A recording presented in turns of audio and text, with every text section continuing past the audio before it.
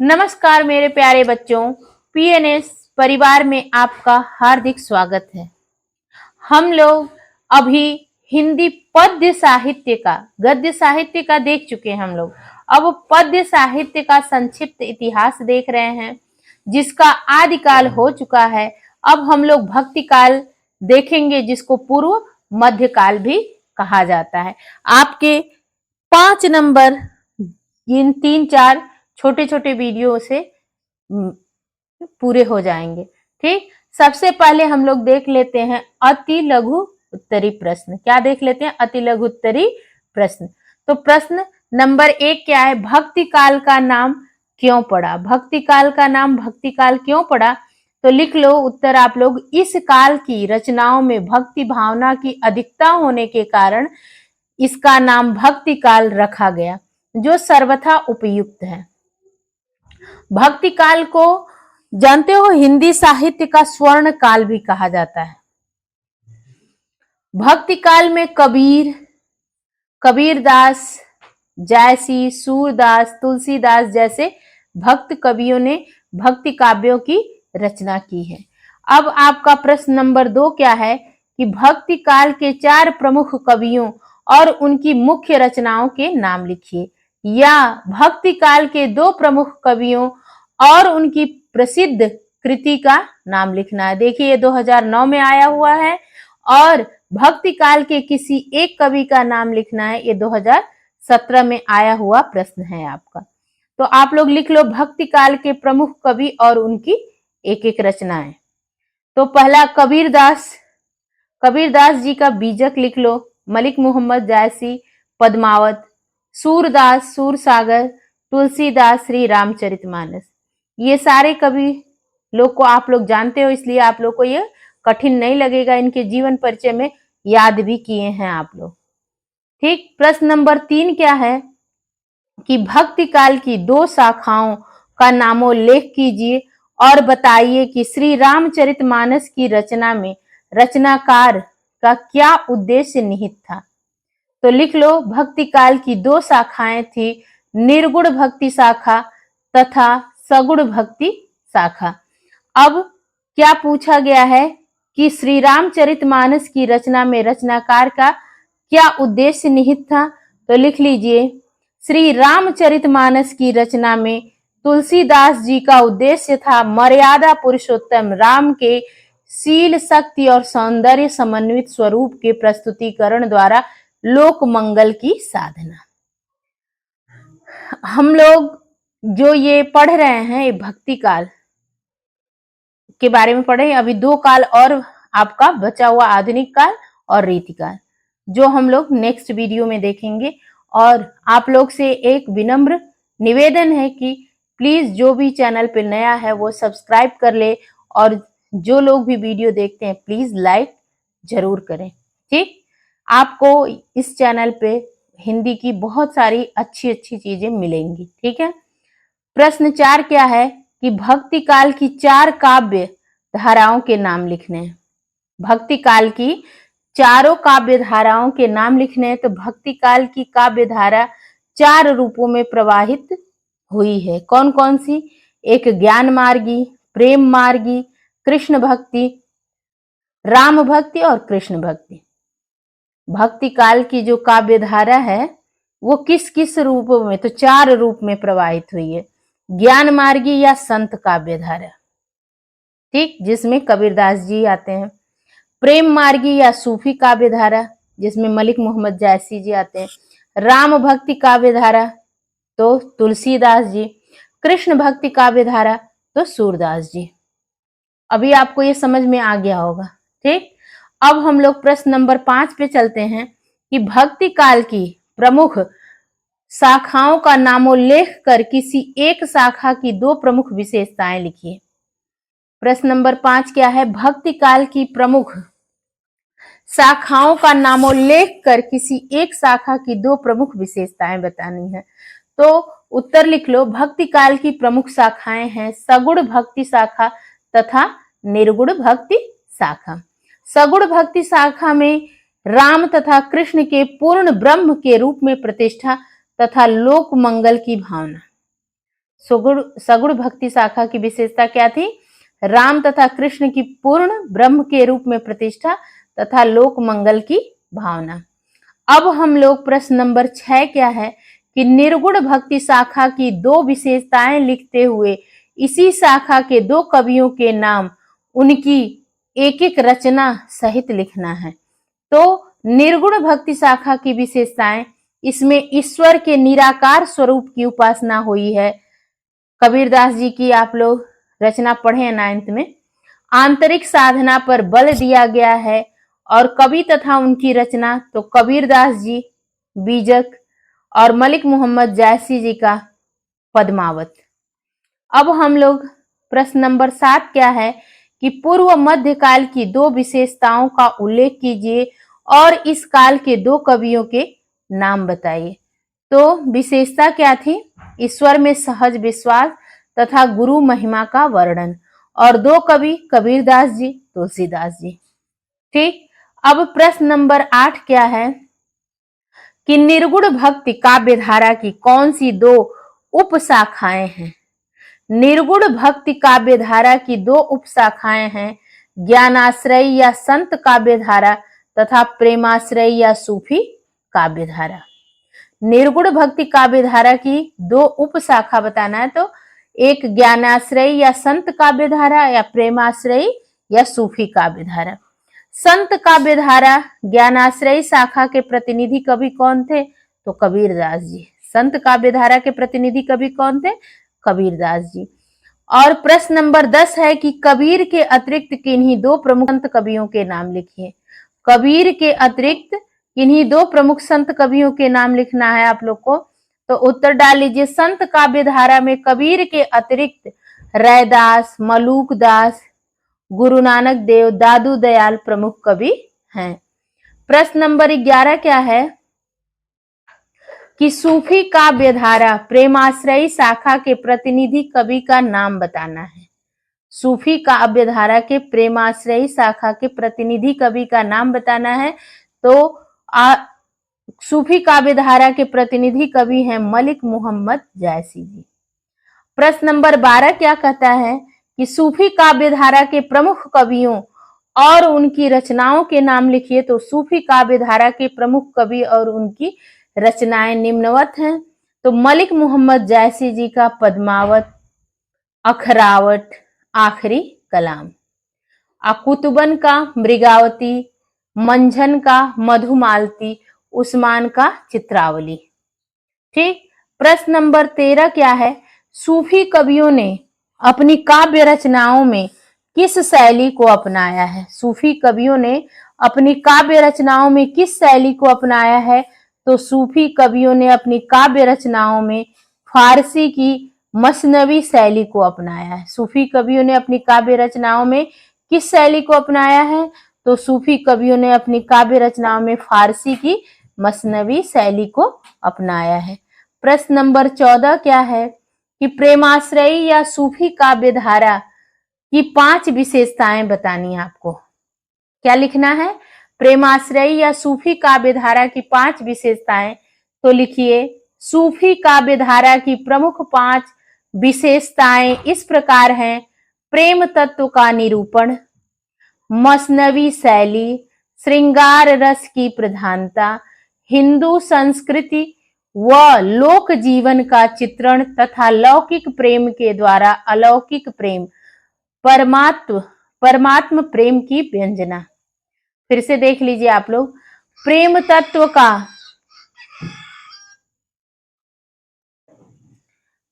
तत्व का निरूपण, मसनवी शैली, श्रृंगार रस की प्रधानता, हिंदू संस्कृति व लोक जीवन का चित्रण तथा लौकिक प्रेम के द्वारा अलौकिक प्रेम की व्यंजना। प्रश्न नंबर 15 क्या है? प्रश्न नंबर 15 हमारा है कि सगुण मार्गी कृष्ण भक्ति शाखा का सर्वश्रेष्ठ कवि कहलाने का गौरव किसे प्राप्त है? सगुण मार्गी कृष्ण भक्ति शाखा का सर्वश्रेष्ठ कवि कहलाने का गौरव किसे प्राप्त है? तो उत्तर लिख लीजिए आप लोग कि सगुण मार्गी कृष्ण भक्ति शाखा का सर्वश्रेष्ठ कवि कहलाने का गौरव सूरदास जी को प्राप्त है। और प्रश्न नंबर 16 क्या है कि कृष्ण भक्ति शाखा के प्रतिनिधि कवि का नाम लिखिए। कृष्ण भक्ति शाखा के प्रतिनिधि कवि तो सूरदास जी हैं। ये तो आप लोग को पता है कि वो जन्म से अंधे थे, लेकिन कृष्ण भगवान का ऐसा वर्णन जैसे साक्षात उन्होंने सामने से देखा है, और देखा भी था, जो बड़े बड़े लोगों के समझ में आएगी ये बातें, सामान्य हम लोग के समझ में नहीं आएगी। प्रश्न नंबर 17 क्या है कि कृष्ण भक्ति काव्य धारा की प्रमुख विशेषताएं लिखिए, या सूरदास के काव्य के आधार पर भक्ति काल की 2 प्रमुख विशेषताएं बताइए। तो उत्तर क्या है, प्रश्न देख लीजिए आप लोग फिर से। कृष्ण भक्ति काव्य धारा की प्रमुख विशेषताएं या सूरदास के काव्य के आधार पर भक्ति काल की 2 प्रमुख विशेषताएं बताइए। तो कृष्ण भक्ति काव्य धारा की प्रमुख विशेषताएं इस प्रकार है। कृष्ण की, पहला है कृष्ण की लीलाओं का गान, कृष्ण की लीलाओं का गान, सखा भाव की भक्ति, श्रृंगार और वात्सल्य रस की प्रधानता, सगुण रूप की प्रधानता, प्रकृति का उद्दीपन रूप में वर्णन, ब्रज भाषा में मुक्तक गेय पदों की रचना। इन कृष्ण भक्ति जो शाखा की काव्य धाराएं थी वो ब्रज भाषा में और मुक्तक था, गाने वाले गेय पद था, ठीक है। और प्रकृति का उद्दीपन रूप में वर्णन उसमें हुआ है, श्रृंगार और वात्सल्य रस दोनों है, सखा भाव की भक्ति है, और कृष्ण भगवान की लीलाओं का गान है। फिर प्रश्न नंबर 18 क्या है कि सूर सागर में कितने पद हैं। याद कर लो आप लोग, यहीं इसी वीडियो में याद कर लो कि सूर सागर में लगभग 1.25 लाख पद थे। अब प्रश्न नंबर 19 है कि सूरदास की भक्ति किस प्रकार की है। तो सूरदास की भक्ति सख्य नहीं है, साख्य भाव की, ठीक, सखा भाव जो होता है साख्य भाव की है। फिर सगुणोपासक राम भक्ति शाखा का सर्वश्रेष्ठ कवि किसे माना जाता है। सगुणोपासक राम भक्ति शाखा का सर्वश्रेष्ठ कवि किसे माना जाता है। तो सगुणोपासक राम भक्ति शाखा का सर्वश्रेष्ठ कवि आप हम सब लोग जानते हैं, हम सब लोग के मानस पटल पर छाया हुआ रामचरितमानस के रचयिता कौन है, तुलसीदास जी। राम भक्ति काव्य धारा प्रश्न नंबर 21 है कि राम भक्ति काव्य धारा के प्रतिनिधि कवि कौन है। तो राम भक्ति काव्य धारा के प्रतिनिधि कवि गोस्वामी तुलसीदास जी हैं, जिन्होंने श्री रामचरितमानस की रचना करके समाज का पथ प्रदर्शन किया है।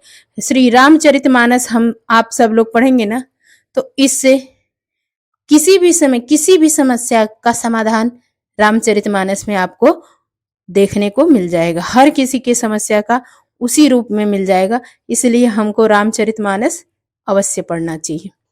प्रश्न नंबर 23 क्या है कि तुलसी कृत अवधि और ब्रज भाषा की एक एक रचना का नाम बताना है। तो अवधि भाषा में श्री रामचरितमानस, ठीक है, तथा ब्रज भाषा में विनय पत्रिका। अवधि भाषा होने की वजह से रामचरितमानस की लाइन इस समय बहुत ज्यादा विवाद में है, ठीक। वो कौन सी लाइन है आप लोग कमेंट करना, जो भी बड़ा छोटा जो भी देख रहा है कि किस लाइन वो अवधि भाषा में उसको क्या बोलते हैं ताड़ना को, और किस वो में लेकर इस पर बहुत बहस छिड़ा हुआ है इस समय बहुत ज्यादा। तो आप लोग मुझे कमेंट करना कि वो कौन सी लाइन है, ठीक। प्रश्न नंबर 24 है कि तुलसी ने अपने श्री रामचरितमानस की रचना किस मुख्य छंद में की है। तो तुलसी ने श्री रामचरितमानस की रचना मुख्य रूप से दोहा चौपाई छंद में की है।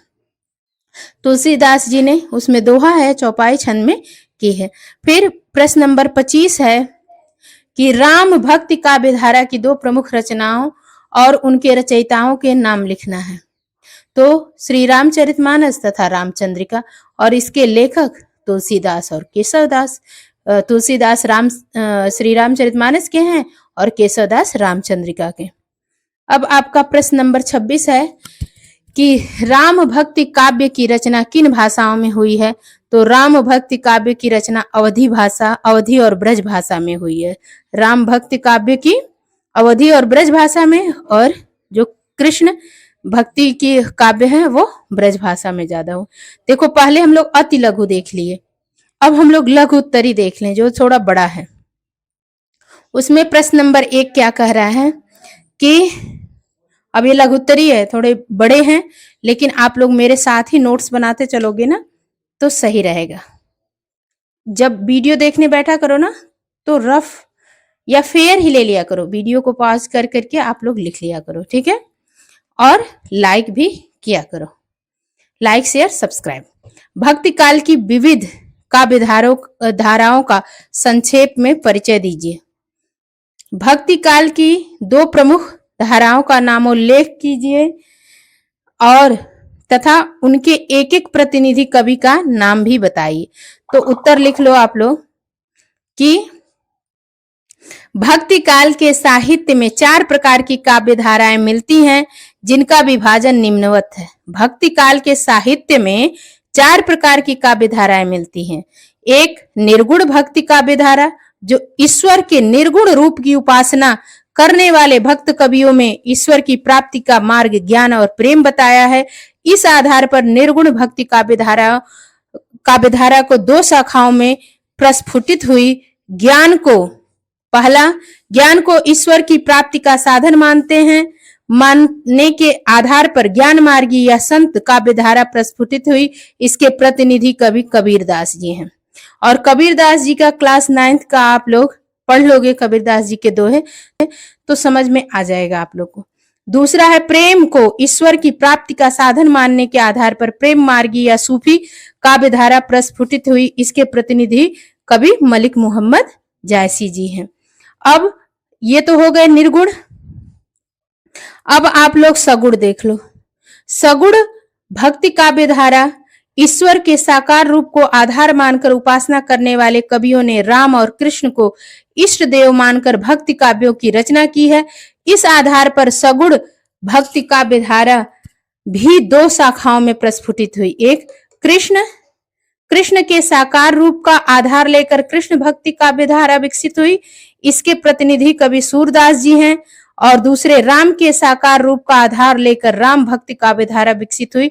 इसके प्रतिनिधि कवि कौन है? तुलसीदास जी। अब प्रश्न नंबर 2 क्या है कि प्रश्न नंबर 2 है कि भक्ति काल का समय कब से कब तक माना जाता है।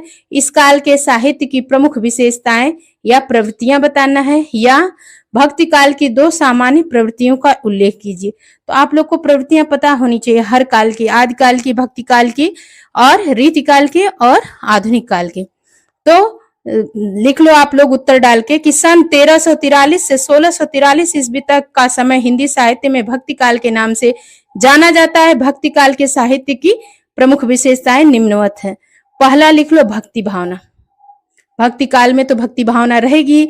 गुरु की महिमा, दूसरे नंबर पर गुरु की महिमा, तीसरे नंबर पर सुधारवादी दृष्टिकोण एवं समन्वय की भावना और रहस्य की भावना, अहंकार का त्याग और लोक मंगल की भावना, और छठा है काव्य का उत्कर्ष एवं 7वां जीवन की नश्वरता और ईश्वर के नाम स्मरण की महत्ता। मतलब नाम जप करने के बात भक्ति काल में थी, आज भी है। प्रश्न नंबर 3 है कि भक्ति काल को हिंदी साहित्य का स्वर्ण युग क्यों कहा जाता है, स्पष्ट कीजिए। या हिंदी पद्य साहित्य को भक्ति काल की क्या देन है, स्पष्ट कीजिए। तो उत्तर लिख लो आप लोग। भक्ति काल में भाव, भाषा, शिल्प की दृष्टि से हिंदी साहित्य का उत्कर्ष हुआ। भाव पक्ष तथा कला पक्ष के उत्कृष्ट रूप के कारण ही भक्ति काल को हिंदी साहित्य का स्वर्ण युग कहते हैं।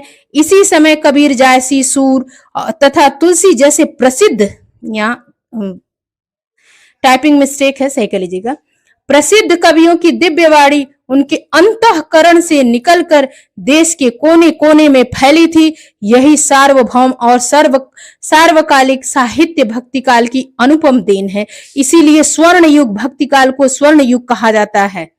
ठीक।